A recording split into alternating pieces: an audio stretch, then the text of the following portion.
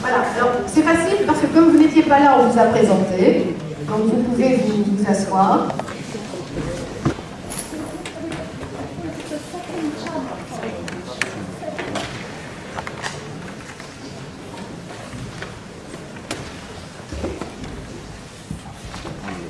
Alors, je vais juste dire quelques mots en français pour vérifier que la traduction marche.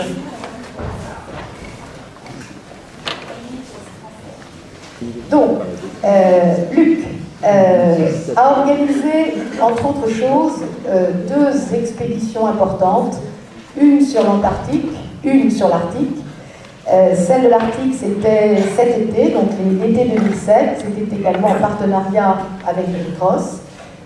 Cela fait de très nombreuses années que vous travaillez sur les sujets d'environnement et de dégradation de la planète. Dire que vous avez le goût des voyages, c'est peu dire. Vous êtes de votre métier un venture capital, comme disait M. Rocard tout à l'heure, c'est-à-dire un capital, mais ce n'est peut-être pas cette catégorie-là, mais la catégorie la plus dangereuse, enfin l'une des catégories dangereuses, c'est la que vous compensez par votre action. Et c'est à vous maintenant d'introduire.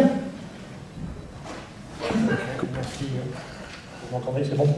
Merci Marie-Hélène. Catégorie dangereuse, en l'occurrence, qui investit dans des nouvelles technologies, des technologies propres, qui sont, je pense, une partie des solutions aux problèmes dont on parle aujourd'hui.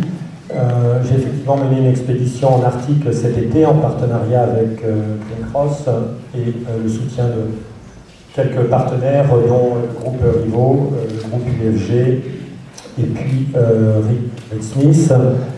Le but de l'expédition était d'aller voir sur place les signes du réchauffement climatique, notamment sur la faune et la flore locale au travers d'un trajet symbolique qui nous a amené du sommet de l'Arctique, qui se trouve au Groenland, au point le plus au nord du Groenland.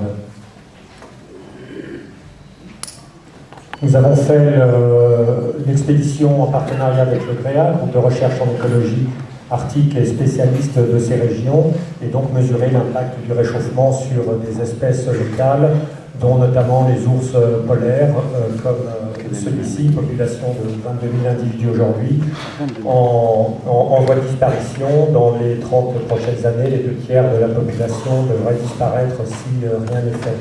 Donc nous avons également observé des signes inquiétants localement sur ce qui se passait. Par exemple, l'apparition de coccinelles au Groenland. Ce ne sont pas des insectes que l'on s'attend à voir là-bas, mais depuis quelques années, donc, apparition de ces espèces.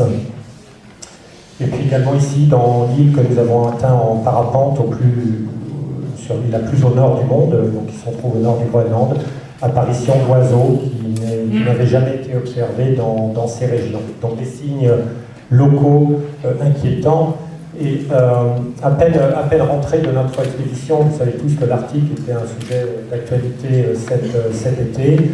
Vous voyez ici en rouge, on pourrait l'appeler la zone de glace permanente qui même l'été ne fond pas en Arctique. Là c'est la carte de 2003. Eh bien, vous voyez en septembre 2007, cette zone de glace éternelle a été entamée d'une région à peu près grande comme la France pour la première fois. Et vous voyez en vert ce qu'on appelle le passage du Nord-Ouest, qui est devenu navigable pour la première fois depuis que l'on fait des mesures dans ces endroits-là, et qui devrait être d'ici 20 ans navigable plusieurs mois par an.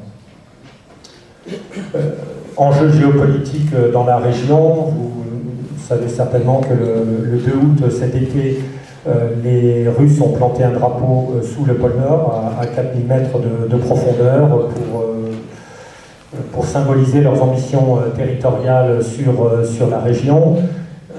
Au large de la Norvège, le premier site de gaz naturel s'est ouvert. J'habite près de New York, mon gaz naturel vient en partie de l'Arctique.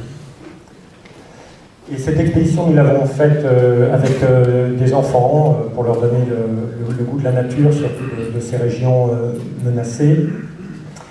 Et on essaie de leur apporter des solutions, mais ces enfants, qu'est-ce qu'ils se disent? Ils voient l'Arctique, c'est magnifique, ça appartient à tout le monde, il n'y a pas de raison que ça appartienne à quelqu'un en particulier. On pourrait même parler de bien public mondial. Alors aujourd'hui, on va parler de gouvernance mondiale. Je voudrais donc donner la parole, madame, messieurs, et essayer de voir quelles peuvent être les solutions globales aux problèmes de la planète, notamment dans ces régions. Et pour les canaux, pour que vous puissiez suivre, sauf si le russe est votre langue maternelle, le canot français, c'est le numéro 1, la